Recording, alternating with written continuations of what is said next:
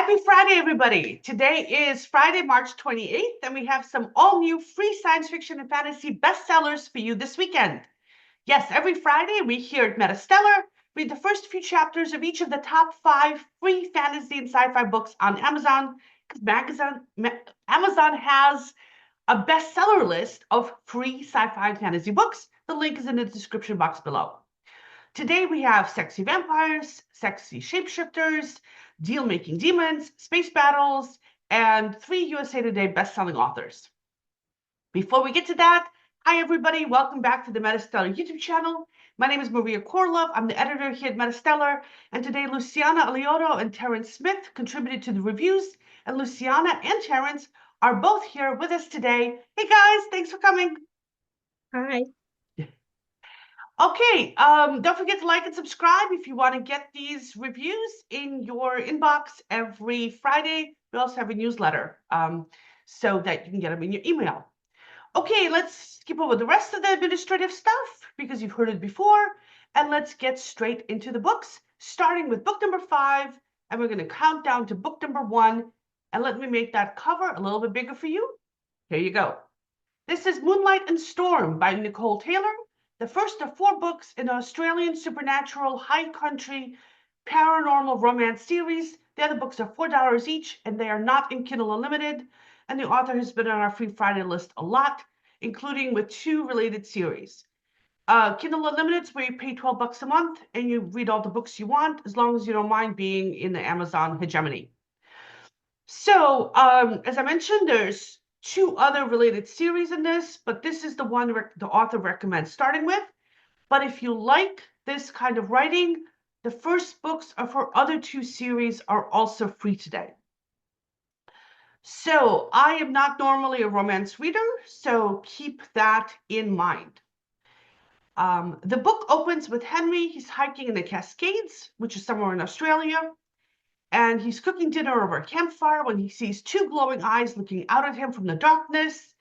And then it growls and leaps at him, and it's a black panther. It knocks him over and disappears. And he's unhurt, but he can't fall asleep all night. He stays up, sticking close to the fire, then heads back to the civilization when the sun comes up. Then we switch to the point of view of Grace, who is at a bus stop in New South Wales. She just got off the bus after a 6-hour ride, and her dad meets her. She's broke, she's homeless, and the local wildlife is laughing at her. And she had a corporate job, and then she got laid off. It didn't go well, so she's kind of depressed about all this, and she's going back to her hometown. And it turns out she hasn't been home in 6 years, busy pursuing a corporate career. Her mother's a little upset at her for pretty much ghosting her whole family. And the next day, her brother stops by, and she hasn't talked to him either. He doesn't know what her career was. She doesn't know what he's working at. And meanwhile, he seems perfectly nice. Her dad's lent her a car. Her mom made her a lasagna.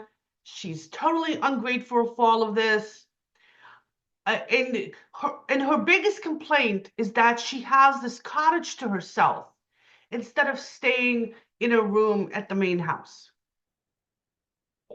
I don't understand what her problem is. So anyway, the next day she takes her dad's the car that her dad let her borrow, goes to a restaurant and sees that they have work available, and takes trial shift as a waitress.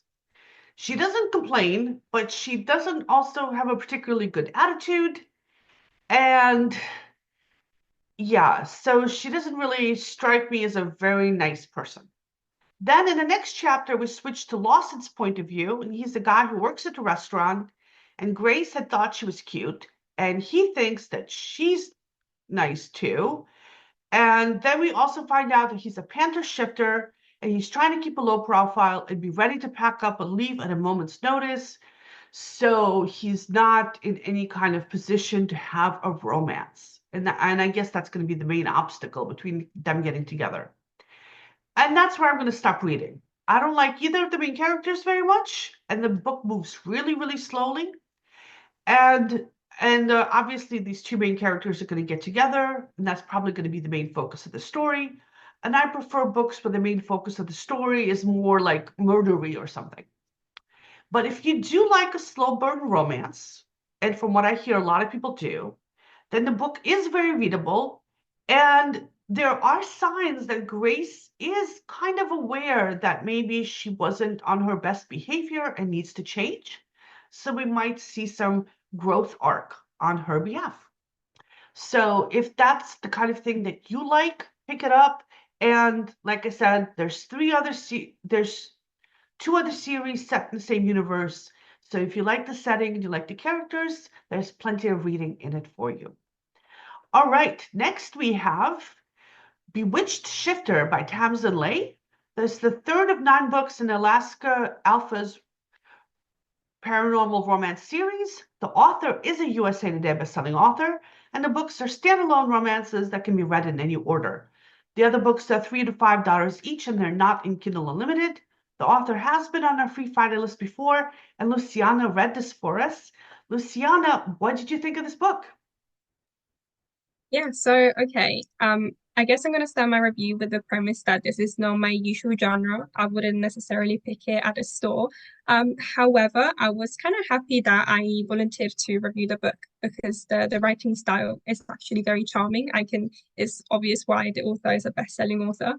Okay, so let's get to the plot. So the book starts with Ashley. We know that she has recently moved to Kenai in Alaska, and she has been trying to integrate in a very small community. So she's making her way into a bar to join a bachelorette party that a friend of hers is throwing. And of course, everything's pretty normal. There's themed decorations and shots are passed around. And even though Ashley's not too keen, she decides to give in to peer pressure and take tequila shots. However, only after 2 shots, she already starts to feel unwell, as if she's going to throw up. So she starts to make her way at the back of the bar. So once she comes out and throws up, she finds herself face to face with a tall man, the pace changes very suddenly, and he basically attacks her and bites her. And so it was very, very sudden. So then the POV shifts, and we meet Kepler. It's quite clear that he's going to be the love interest. He is a police officer, and he has been asked to come to the back of that same bar to investigate a crime scene. In fact, there's a dead man on the floor. Kepler, he will introduce us to the shifter universe, as he is one of them, and as a shifter, he also has a heightened sense of smell, so he can tell that the dead man is also a shifter and one of those that has been going rogue, which apparently has been a thing in the city, in the little town. At the same time, he can also smell his mate nearby, which of course happens to be Ashley. She in fact was hiding nearby because she killed a man. So I only read the first 3 chapters. It was a really pleasant read. And I did find a few inconsistencies, and aside from those, I would say it's a very, very, very pleasant read. The way that it's written is very descriptive. There's a lot of suspense that's built, and I think the world building is also really interesting. So as I said, it's not necessarily the genre that I would go for, but the writing style is enough to keep you going. So if this interests you, I would 100% recommend to read it. And yeah, so if you're looking for a steamy or hybrid romance, this is definitely the book for you. And if it's not the book for you, we have something totally, completely different. Next up is, let me pull that up. Here we go. Let me make that a little bit bigger for you guys. This is Guardian Outcast by G.J. Ogden, the first of 10 books in the Star Scavenger space opera series. The other books are $1 to $4 each, and they are all in Kindle Unlimited. The author has been on our free Friday list before, and I looked him up. He's got something like 50 books on Amazon in the space opera series. So if you like his style, you're set for life. And Terrence read this for us. And Terrence, what did you think of the book? And you're on mute, Terrence. There you go. I thought it I thought it was pretty good. It had this whole kind of like Star Wars meets space truckers slash Indiana Jones kind of vibe. Basically, the story's leading protagonist, Hudson, he took up a job with this organization called the Relic Guardian Force, whose job it is to track down smugglers of alien artifacts. And he's when we're first introduced to him, he's on a mission with his quote unquote trainer, Griff. The difference between the two of them is apparent from the very beginning. Hudson prefers to do things by the book. He's more of an idealist. And Griff basically tells him that the Relic Guardian Forces rules don't mean Jack and the intergalactic frontier. He's more willing to shoot first and ask questions later instead of giving the smugglers a chance to surrender, which is what the Relic Guardian's code tells them to do. So immediately we see that there's some gray areas in this story. I think anyone who's a fan of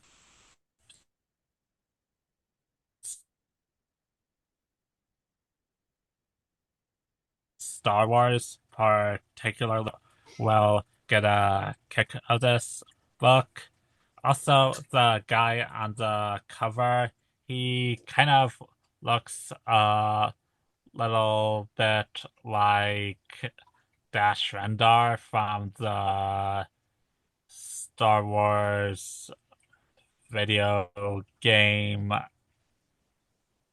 The name escapes me right now, but Shadows of the Empire, that's what it's called.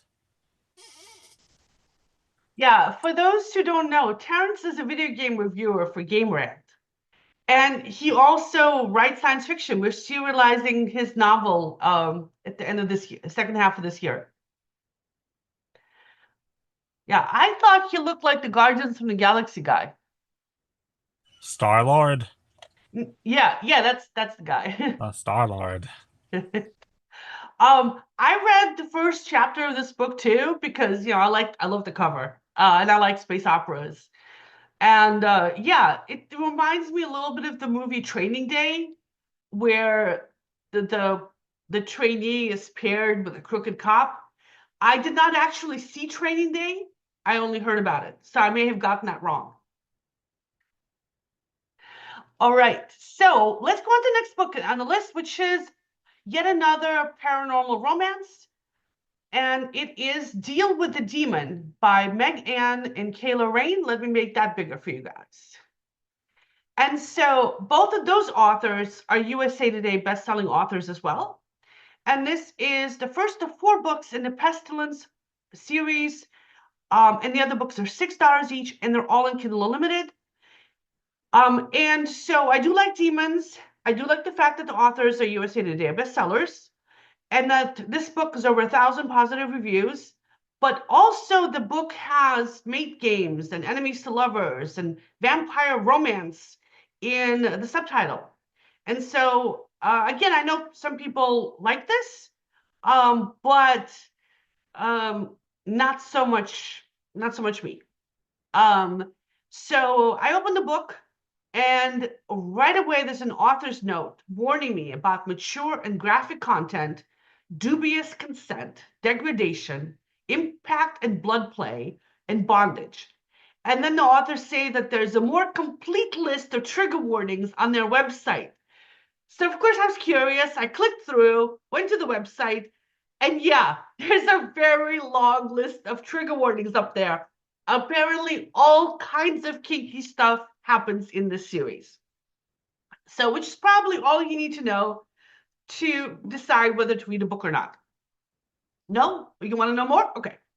So it opens up with Rosie trudging through the cold in Alaska. She's on her way to find a hacker so that she can fake her own death, save her family, and go into hiding. And the hacker isn't home, so she sits down on his porch and waits for hours. And if she was human, she'd be dead.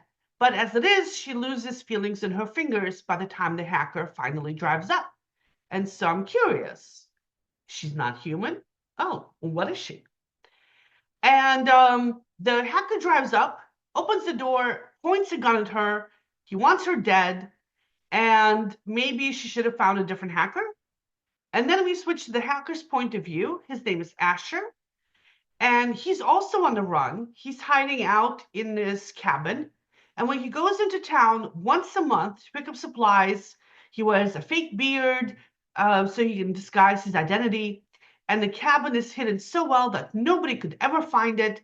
And when he gets home and sees Rosie sitting in his door, and he's justifiably worried about this. And also we learn that Rosie is a vampire-human hybrid who never actually turned into a vampire, but does have some vampire powers. And Did you just say vampire human hybrid? Yes, I guess one of her parents was a vampire and one of the parents was a human, but that's not exactly explained. So, but she didn't actually turn into a vampire, but she got some of their powers. And also, Asher's like, oh, she's supposed to be dead from a house fire. So he's a little confused about this. All right, so Rosie tells Asher that she needs his help creating a new identity. She's on the run, and she's on the run from her husband, which I thought was a pretty cool beginning.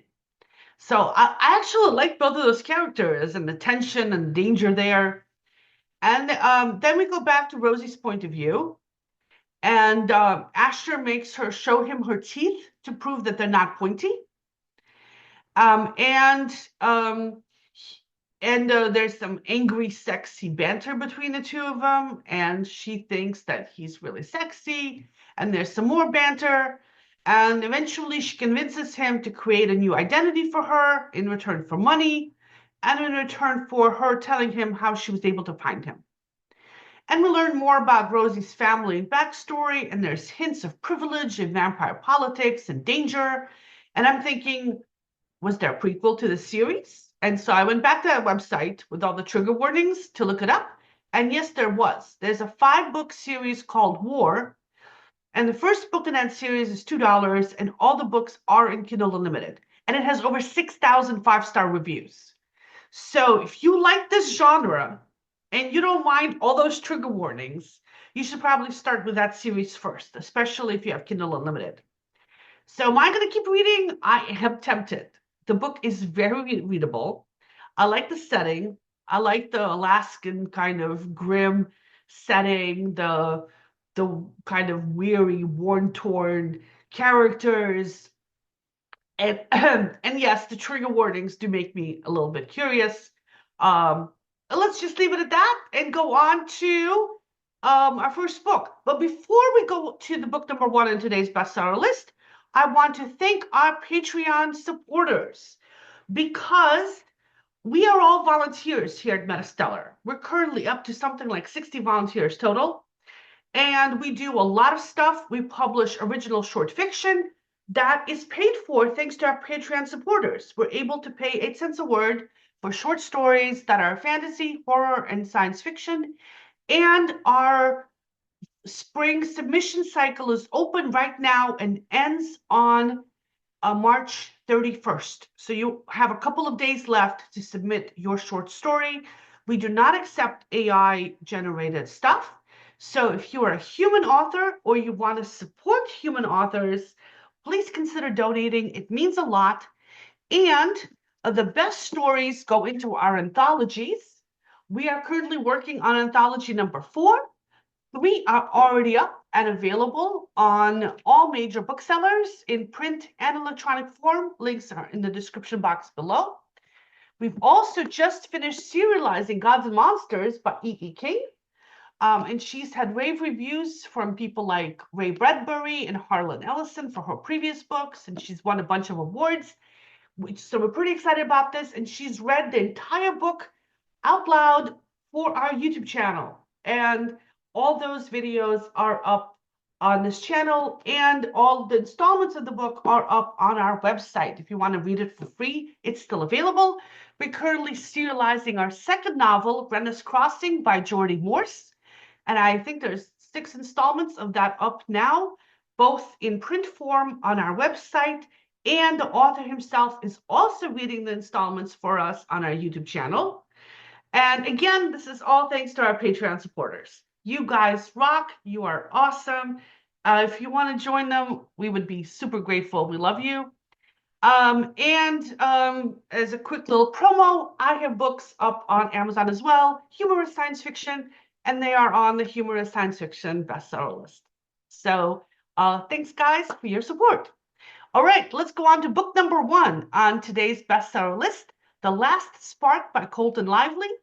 This is a standalone book of small-town post-apocalypse EMP survival, but the author has many, more than 30, other books in this genre, so plenty of reading here if you like his style. Nearly all of his books are in Kindle Unlimited, and he is a regular on our Free Friday lists. And Luciana read this for us. Luciana, what did you think of this book?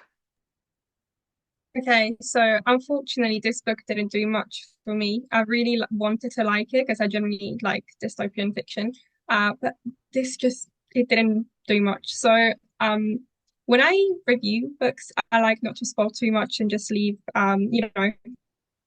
space for imagination. However, even though I've read 5 chapters, I'm completely fine telling you exactly what happens because nothing really happens within the 5 chapters. I think it's like a big build up, but there's not much to, I don't know, maybe it's just a very slow starter book. Maybe I should have just, if people do stick with the book, they might like it. Stuff might start to pick up, but definitely not within the first 5 chapters. Okay, so let's get to the plot. So we follow a couple of siblings. The main character is Catherine. She's a bounty hunter. It's just kind of mentioned the first time, at the very beginning, and then it's kind of just left. I think it's going to be developed later. But yeah, so just some info about her. And we know that she's spending the day with her little brother. So he's about to start his first semester at university, and she really wants to just have a nice day out with him. We also find out very early on that their mother has passed away recently because of cancer, and it is a very unfortunate turn of events. However, I didn't really like how often it was brought up to the point that I almost trivialized her death. It was a constant because mom died. So I think it was mentioned, not really developed, but constantly brought up. And same thing with Catherine's character. I think she kind of came across really flat. It is said that she really cares about her little brother. She feels, she feels really responsible for him. In fact, she's moving to the town where he's going to go to uni, which I think, I don't know, was a bit weird. He's 18, he's an adult now, and it's good to have your own experiences at uni, but she's following him just in case. Fair enough. So when we meet them, as I said, they're spending the day out together, and they went to this fair, and they're queuing up to go on a Ferris wheel. So they go on the Ferris wheel. We find out that Catherine is scared of heights. Fine. Pretty normal, but it's kind of made into a big deal in the book. And then just everything happens all at once. So the first 3 chapters were really slow. It was just all about, thank you for doing whatever you do for me, Catherine, and her saying, I really care about you, my little brother, etc. And in chapter 4 and 5, it's just, I guess, when it kind of starts to pick up, but not really. So they're at the very top of the Ferris wheel in that moment. And then there's just an explosion. There's explosions in the background. People start screaming. They get stuck on the Ferris wheel and have to climb down. That's it. That's the first 5 chapters of the book. I'm not too sure what I read or where the story is going. Sure, maybe at this point society is collapsing. But yeah, I do have quite a few bones to pick with the book itself, which I went more into detail in the written review. But yeah, so I guess if this made anybody curious, I invite you to finish, to read a book and get to the end and potentially let us know in the comments if it was worth the reading. But it wasn't really for me. Even the dialogue, it was very flat. It just, yeah, I was a little bit upset. But who knows? Maybe if I would stick with it, it would turn out to be something worth it. I'm not too sure. But yeah, so this is my review. Yeah, this is part of this whole trend of EMP survival books. That I believe it's part of one of those series that has like over 90 books in it, and they come up on the bestseller lists a lot. And they're all very, very similar in style, and so very kind of flat characters, and I think it just like scratches this itch in people. Like they want to see civilization collapse and they want to see people lose their phones. And so maybe it's because they're worried about this. Like, you in fiction, you want to like play out your fears or something. Or maybe because they actually do want to see civilization collapse and everybody's phones get taken away. Um, Did you try turning civilization off and on again? See if it restarts. And yeah, exactly. Yeah. Like reboot it. But yeah, super popular genre. And I really don't know. I don't understand what people see in it. But then again, I love plenty of genres that are like so stupid and other people are embarrassed for me that I like them. So who am I to talk? All right. Terrence, you're a fan of Bookshop, which is a nonprofit bookstore, online bookstore that supports local booksellers. So Terrence, please add those links to the description box of the YouTube video once we post it. Okay? Sure thing. It doesn't do anybody any good if you post it in Zoom chat. So add those links to the YouTube description. And in fact, you can go back and add those links to our other YouTube videos too. Okay. So people will know that you don't have to get stuff from Amazon. The reason that we do Amazon is because they have a list of bestsellers that are free. So we do it. But yeah, but you can get the books anywhere. All right. So I want to thank everybody for coming. Thanks, Luciana, for joining us. Thanks, Terrence, for joining us. I hope to see you again next Friday. And I do want to mention that you can see an interview with Geordie Morse and read the first installment of RENNA'S Crossing up in one of these two videos. Thanks everybody for coming and listening to us today. See you again next Friday. We love you guys. Thank you so much for your support. Have a great weekend. Bye-bye. Live long, prosper.